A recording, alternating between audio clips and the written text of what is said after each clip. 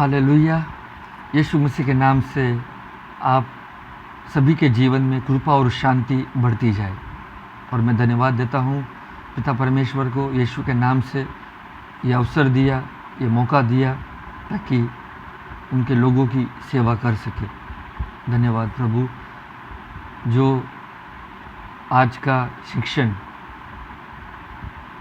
वे सुनेंगे तो उनके जीवन में एक आत्मिक बढ़ोतरी आए, उनको एक समझदारी आए, ताकि वे परमेश्वर के राज्य में कैसे आगे बढ़े। तो हम जाएंगे वचन में। लूका का अध्याय 17 वचन 20 में लिखा है, 20 और 21। जब फरीसियों ने उससे पूछा कि परमेश्वर का राज्य कब आएगा। आज भी लोगों को ये प्रश्न है कि परमेश्वर का राज्य कब आएगा, और वे राह देख रहे हैं कि जब परमेश्वर का राज्य आएगा तो सब कुछ ठीक हो जाएगा, और वे भविष्य में चले जाते हैं। लेकिन ये फरीसियों ने उस समय पूछा यीशु को, तो देखिए कि यीशु ने उनको उत्तर क्या दिया। तो यीशु ने उनको उत्तर दिया कि परमेश्वर का राज्य प्रकट रूप से नहीं आता, दृश्य रूप से नहीं आता, और लोग यह ना कहेंगे कि देखो यहाँ है या वहाँ है, क्योंकि देखो परमेश्वर का राज्य तुम्हारे अंदर है। यीशु क्या कहता है कि कोई तुम्हें कहे कि परमेश्वर का राज्य देखो यहाँ है वहाँ है, तो वहाँ जाना नहीं है। लेकिन यीशु कहता है परमेश्वर का राज्य तेरे अंदर है। इंग्लिश में लिखा है the kingdom of God is with in you, मतलब परमेश्वर का राज्य तेरे अंदर है। तो ये परमेश्वर का राज्य कब मेरे अंदर आता है? जब मैं यीशु मसीह में यकीन करता हूँ, उसके बलिदान को स्वीकारता हूँ, और पिता मुझे उसका आत्मा देता है ताकि वे आत्मा के द्वारा मेरे हृदय पे वो राज करे। और इसीलिए परमेश्वर का राज्य सबसे पहले हमारे हृदय में आता है आत्मा के द्वारा, ताकि हम उन्हें अधिकार दें हमारे हृदय पे राज करने के लिए।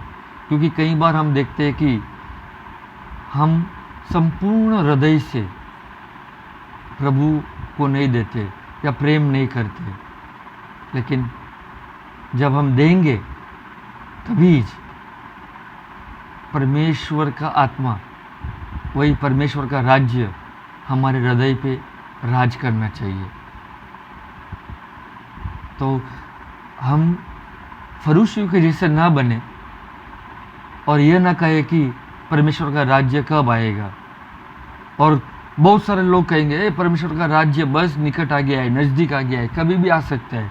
लेकिन जब वचन देखते हैं हम कि परमेश्वर का राज्य निकट आ गया है, नज़दीक आ गया है, तो यीशु स्वयं उस राज्य की बात कर रहा है जो उस राज्य का वो राजा है, और वो तुम्हारे हृदय में आना चाहता है। इसलिए शारीरिक से आप मत सोचो, लेकिन आत्मा से सोचिए, आत्मा से देखिए, आत्मा क्या कहती है वे सुने। क्योंकि परमेश्वर का राज्य संपूर्ण आत्मिक राज्य है। इसलिए प्रभु हमें उसका आत्मा देता है ताकि हम उसके राज्य को, उसके प्लान्स को, उसके पर्पस को, उसकी योजनाओं को हम समझ सके। 1 कोरिन्थियों अध्याय 2 वचन 14 में लिखा है कि शारीरिक लोग नहीं समझ पाएंगे आत्मा की चीज़ें। The natural people, the carnal people can not understand the things of the spirit. इसीलिए हम नेचुरल ना रहे, शारीरिक ना रहे, लेकिन हम आत्मिक रहे, ताकि हमें आत्मिक बातें समझ में आए। तो हम देखते हैं कि परमेश्वर का राज्य आत्मा के द्वारा हमारे हृदय में आता है, और फिर धीरे धीरे धीरे आत्मा हमें यीशु के बारे में, यीशु के वचन के बारे में ज्ञान देती है, समझदारी देती है। इसके लिए हम देखते हैं कि यीशु कई बार शिष्य को राज्य की बातें बताई, लेकिन फिर भी उन्हें नहीं समझ में आई। लेकिन जब पेंतिकुस्त के दिन उनके ऊपर आत्मा उतरा, परमेश्वर का आत्मा उतरा, तब उन्हें समझ में आने लगी। तो हमारे जीवन में भी प्रभु हमें समझदारी देना चाहता है कि सचमुच पवित्र आत्मा वही परमेश्वर का राज्य है, वो तुम्हारे हृदय में राज करना चाहता है। और इसीलिए अपना हृदय प्रभु को दीजिए ताकि वे राज करे। बाइबल बताती है कि परमेश्वर का राज्य खाना पीना नहीं है। तो परमेश्वर का राज्य क्या है? परमेश्वर का राज्य धार्मिकता, शांति, आनंद वे पवित्र आत्मा में है। तो सब कुछ पवित्र आत्मा में है। इसलिए हम परमेश्वर के राज्य को, वही पवित्र आत्मा को ग्रहण करें, विश्वास करें और ये समझदारी आए ताकि हम उसके राज्य में राज करें। हम देखते हैं आगे कि यूहन्ना 3 में लिखा है। यूहन्ना 3 में जब हम लोग पढ़ते हैं, यूहन्ना 3 अध्याय 3 वचन 5 से ना जन्मे तो वो परमेश्वर के राज्य में प्रवेश नहीं कर सकता। तो हम देखते हैं कि परमेश्वर के राज्य में प्रवेश करने के लिए मुझे जल और आत्मा से जन्म लेना पड़ेगा। और ये स्टोरी हम सभी को मालूम है कि निकोदेमस यीशु के पास आता है और यीशु उनको उत्तर देता है कि निकोदेमस, तुझे जल और आत्मा से नया जन्म लेना पड़ेगा ताकि तू परमेश्वर के राज्य में देख सकेगा और प्रवेश कर सकेगा। लेकिन हम जब और आगे बढ़ते हैं, मत्ती का अध्याय 18 इसी घड़ी चेले यीशु के पास आकर पूछने लगे कि स्वर्ग के राज्य में बड़ा कौन है?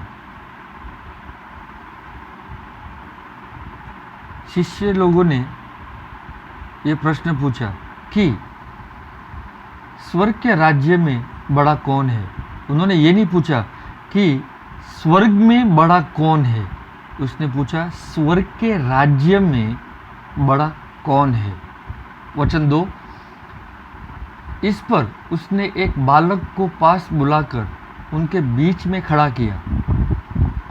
वचन 3, और कहा, मैं तुमसे सच कहता हूँ, यदि तुम न फिरो और बालकों के समान न बनो तो स्वर्ग के राज्य में प्रवेश करने नहीं पाओगे। अब ये देखिए, यूहन्ना 3 में लिखा है कि जब तक मेरा नया जन्म जल और आत्मा से ना हो तो मैं परमेश्वर के राज्य में प्रवेश नहीं कर सकता। और अभी मत्ती का जब हम वचन पढ़ते हैं तो यहाँ पर भी एक रेवलेशन के जरिए लिखा है कि हम देखेंगे कि प्रभु क्या कहना चाहता है। और कहा, मैं तुमसे सच कहता हूँ, यदि तुम न फिरो और बालकों के समान न बनो तो सबसे पहले मुझे फिरना है। फिरने का अर्थ है पश्चाताप करना। पश्चाताप का अर्थ है मन के विचार बदलना। और दूसरा है चेंज लाना, चेंज योर माइंड। आपको बदलना है, आपके अंदर बदलावट आनी चाहिए, आपके सोच में बदलावट आनी चाहिए। अगर सालों साल किसने कहा कि परमेश्वर का राज्य एक दिन आएगा, लेकिन जब आपको ये पता चलता है कि परमेश्वर का राज्य आत्मा के द्वारा आपके हृदय में आता है, तो आपको ये सोच बदलनी चाहिए, आपके ये विचार बदलने चाहिए, आपको फिरना चाहिए। और आगे लिखा है, और बालकों के समान ना बनो। तो मुझे किस तरह, मतलब किस प्रकार बनना है? बालकों के समान। आप देखिए, जब दो बालक आपस में तू मैं करते हैं या कुछ मारा मारी करते हैं तो वे थोड़े क्षणों के बाद या थोड़े समय के बाद वे भूल जाते हैं। उसी प्रकार परमेश्वर कहता है हमें कि तुम बालकों के समान बनो। इसीलिए प्रभु ने बालकों को बीच में खड़ा किया। किसको खड़ा किया? बालकों को। तो हमें बालकों के समान बनना है। सबसे पहले हमें फिरना है, दूसरा हमें बदलना है। अगर हमारे अंदर बदलावट नहीं आती है हमारे विचारों में, हम किस प्रकार सोचने चाहिए, हम राज्य के अनुसार सोचने चाहिए, क्योंकि परमेश्वर ने हमें उसके राज्य में नया जन्म दिया है ताकि हम इस पृथ्वी की समस्याओं के ऊपर राज कर सके। इसलिए बालकों के समान बनो तो स्वर्ग के राज्य में प्रवेश करने नहीं पाओगे। तो अगर मैं बालकों के जैसा बनता हूँ और चेंज लाता हूँ, बदलावट आती है मेरे अंदर, मेरे मन के विचार बदलते हैं और मैं अधिकार और सामर्थ्य में चलता हूँ और मैं चिन्ह चमत्कार देखता हूँ, तो मैं अवश्य स्वर्ग का राज्य में प्रवेश करता हूँ। इसलिए स्वर्ग का राज्य अधिकार है। ध्यान से सुनिए, स्वर्ग का राज्य क्या है? अधिकार का राज्य है। इसके लिए सबसे बड़ा अगर मुझे बनना है तो मुझे बालकों के समान बनना है, मुझे नम्र बनना है, मुझे सेवक के जैसा बनना है। इसके लिए मुझे लोगों की सेवा करना है, मुझे लोगों को चंगा करना है। तो जब तक मैं ये बदलावट नहीं लाता हूँ मैं प्रवेश नहीं कर पाऊँगा। मतलब स्वर्ग का राज्य में मैं अधिकार से नहीं चल पाऊँगा। You will not be the ruling party, मतलब आप अधिकार करने वाले व्यक्ति नहीं कहलाओगे।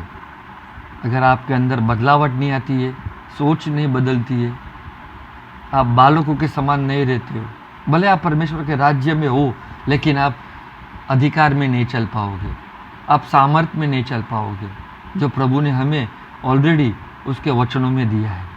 आगे बढ़ते, वचन 4, जो कोई अपने आप को इस बालक के समान छोटा करेगा वह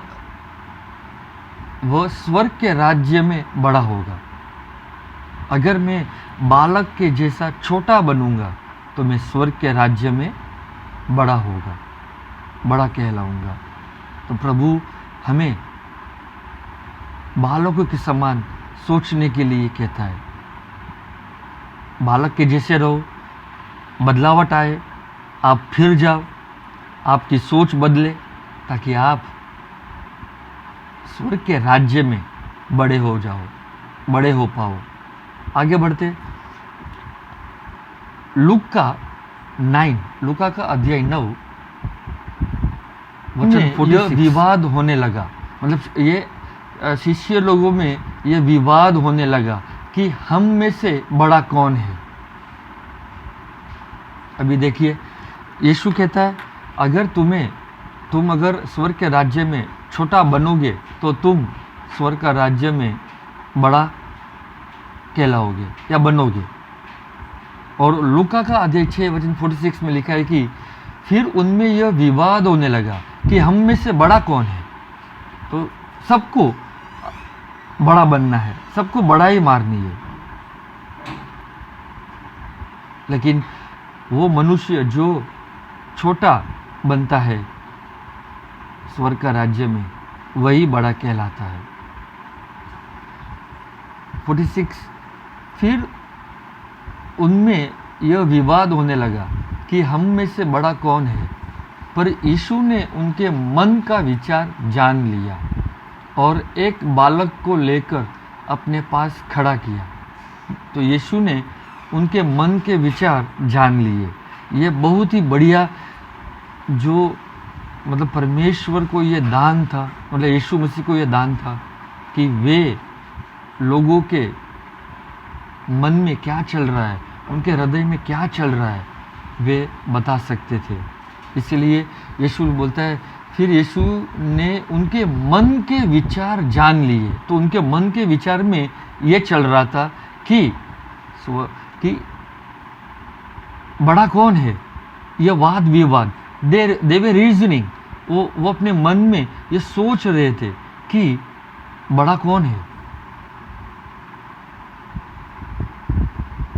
पर यीशु ने उनके मन का विचार जान लिया और एक बालक को लेकर अपने पास खड़ा किया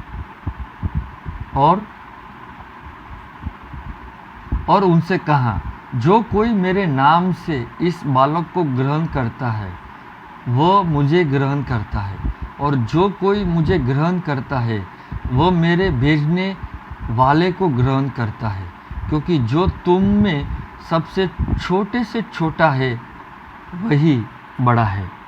तो अब देखिए कि यीशु क्या कहना चाहता है।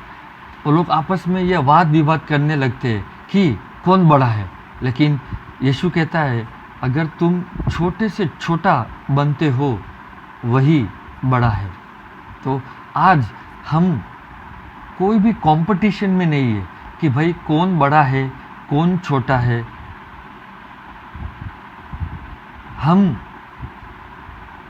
सभी जन यीशु मसीह का काम कर रहे हैं, उसका राज्य का सुसमाचार प्रचार कर रहे हैं। तो हमें नम्रता से जो सेविकाएं हमें दी है वो हमें करना है।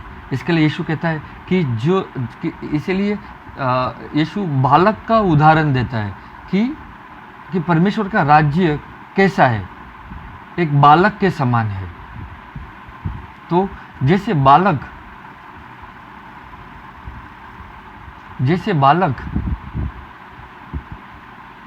सब कुछ भूल जाता है, अगर वो झगड़ा करता है, वो अगर मारामारी करता है, वो गुस्सा करता है, वो तुरंत भूल जाता है।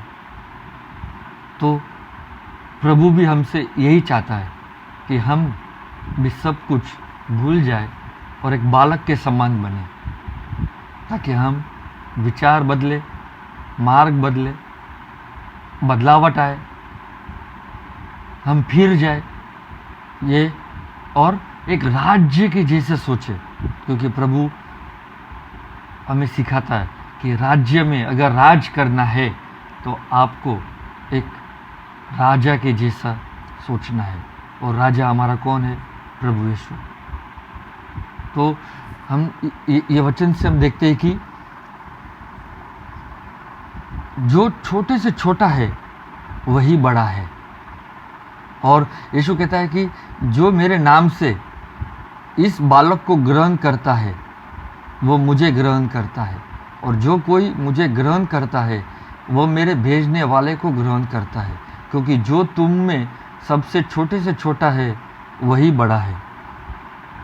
प्रभु ने आज्ञा दी, और वो आज्ञा क्या दी कि जाओ राज्य का सुसमाचार फैलाओ। तो इसीलिए जब हम भी राज्य का सुसमाचार यीशु के नाम से प्रचार करते हैं, क्योंकि यीशु हमें भेजता है, तो अगर आप ये सुसमाचार, राज्य का सुसमाचार को ग्रहण करते हो तो आप स्वयं यीशु मसीह को ग्रहण करते हो, क्योंकि हमें यीशु मसीह ने भेजा है राज्य का सुसमाचार प्रचार करने के लिए। फिर हम देखते हैं आगे मत्ती का अध्याय 20। तब जब्दी के पुत्रों की माता ने अपने पुत्रों के साथ उसके पास आकर प्रणाम किया और उससे कुछ मांगने लगी। तो हम देखते हैं कि दीज आर सन्स ऑफ जेबेडी। मतलब जब्दी के पुत्रों की माता जो यूहन्ना और याकूब है, उनकी माता के साथ उसके पास आकर प्रणाम किया। तो जब्दी ने यीशु के पास आकर क्या किया? प्रणाम किया और उससे कुछ मांगने लगी।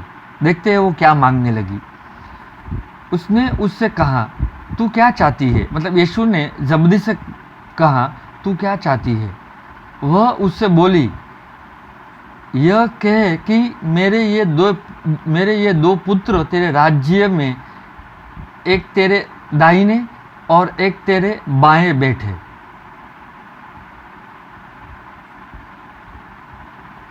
अब जब्दी ने क्या मांगा कि तेरे राज्य में मेरे दोनों पुत्र बैठे, एक दाएं बाजू और एक बाएं बाजू। सही है। और वचन 25 पढ़ेंगे उसी का ही। यीशु ने उन्हें पास बुलाकर कहा, तुम जानते हो कि अन्य जातियों के हाकिम उन पर प्रभुता करते हैं और जो बड़े हैं वे उन पर अधिकार जताते हैं। तो यीशु यहाँ पे एक उदाहरण दे रहा है। अन्य जाति में कैसा चलता है, अन्य जाति में कोई भी अगर रहता हाकिम, वो अधिकार जमाता है और वो बड़ा कहलाता है, वो अपने आप को प्रभुता कहलाता है, ताकि वो छोटों पे क्या करे, राज करे। आज भी वैसे छोटे पे राज करना चाहते हैं लोग, इसलिए हम वैसे ना बने। आगे लिखा है 26 में, परंतु तुम में से ऐसा ना होगा।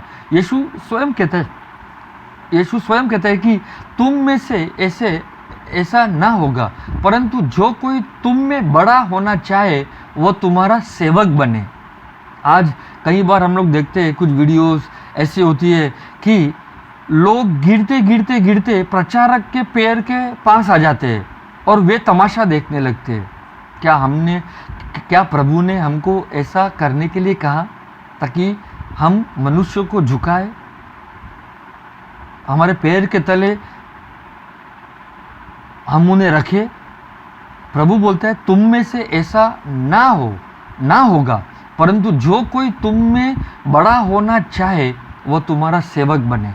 अगर मुझे बड़ा होना है तो मुझे सबसे पहले सेवक बनना है। मेरे पास प्रभु का जो हृदय है, जो सेवक का हृदय है, वही मेरे पास होना चाहिए, ताकि मैं लोगों की सेवा करूं। मैं ना ही लोगों को मेरे पैर के नीचे रखूं, क्योंकि वो प्रभु के वचन के अनुसार नहीं है। इसलिए प्रभु हमें बताना, इसके लिए जब्दी ये चाहती थी कि यीशु तेरे राज्य में मेरे पुत्र दाहिने और बाएं बैठे, लेकिन यीशु बताता है वचन जो हम लोग ने पढ़ा, वचन 25 में, यीशु ने उन्हें पास बुलाकर कहा, तुम जानते हो कि अन्य जातियों के हाकिम उन पर प्रभुता करते हैं। तो अन्य जाति के लोग जो है वो लोगों के ऊपर प्रभुता करते हैं और जो बड़े हैं वे उन पर अधिकार जताते हैं। परंतु तुम में ऐसा ना होगा, परंतु जो कोई तुम में बड़ा होना चाहे वह तुम्हारा सेवक बने, और जो तुम में प्रधान होना चाहे वह तुम्हारा दास बने। जैसे कि मनुष्य का पुत्र वह इसलिए नहीं आया कि उसकी सेवा टहल करी जाए, परंतु इसलिए आया कि आप सेवा टहल करें और बहुतों की छुड़ौती के लिए अपने प्राण दे। यीशु क्या कहता है कि मनुष्य का पुत्र इसलिए आया ताकि वो लोगों की सेवा करे और ना ही उसके प्राण ले, ना ही उसके प्राण दे।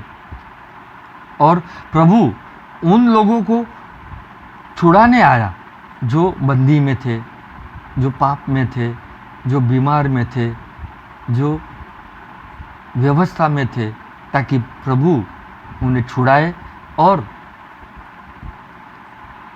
उनके प्राण ना दे, परंतु प्राण बचाए।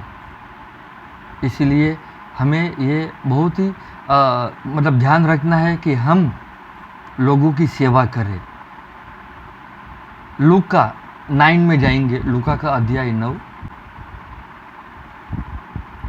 जब उसके ऊपर उठाए जाने के दिन पूरे होने पर थे, जो उसने यरूशलेम को जाने का विचार दृढ़ किया। तो यीशु अभी बस जस्ट ऊपर उठाया जाएगा, लेकिन उसके पहले उसने ये विचार दृढ़ किया कि वो यरूशलेम को जाए, और उसने अपनी आगे दूत भेजे। वे समरिया के एक गांव में गए कि उसके लिए जगह तैयार करे।